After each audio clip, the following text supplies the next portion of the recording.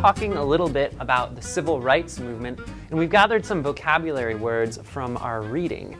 And today we're going to take the opportunity to do some image work, and that means creating images with our body to kind of explore some of those ideas. Sculptor clay is an image work strategy where we invite 2 or more students to work together to create a sculpture of a character, concept, or idea. Sculpturing clay as an exercise can take a lot of different forms. I mean, I think the foundational thing about it is you'll have a student or a group of students working together.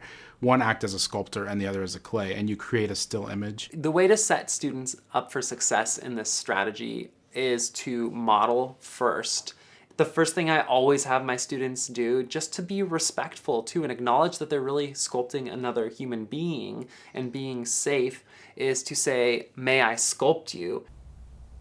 And they might give a nod or they might say yes. However, they want to confirm that this person has now given me the permission that I may sculpt them. So I may take their arm and notice how I'm being very gentle, and I may lift their arm and they are going to stay exactly how I move it. And I might move their other arm kind of like this, and they will stay exactly how I move them. When you're introducing something like sculpture and clay, where students are going to be hands-on with each other, it's important to have multiple entry points because you don't really know the experience of a student, and you don't want to make assumptions about that. So I can actually imagine that they have a puppet string on their body, and I can pull it like this, or I can maybe adjust her legs or her feet a little bit like this. Excellent. I have them give directions, just verbal directions. Move your hand like this. And sometimes even if we mirror each other, that's okay. You know, show me, do your hand this way. And so, you know, they're working together, they're creating a mirror. So I'm going to actually have them mirror what I'm doing. So I might go.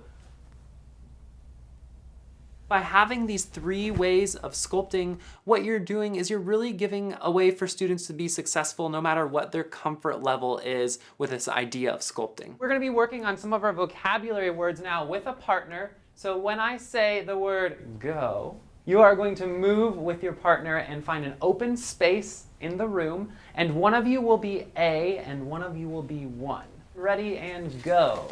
In being the sculptor, they are thinking like a visual artist. They're really thinking about, how am I going to take this idea that's in my head and put it into this form? Sculpt your partner into a sculpture of the word freedom. It's really interesting because it's really a negotiation between the 2 students. It really ends up being this collaborative image, even though one person is the sculptor, that the 2 have created together. They're able to see what the other classmates are thinking and their understanding of a particular word. The deeper learning in sculptor clay really happens when you are processing or reading the images. Alicia, what were you thinking when you had her doing this? She was teaching.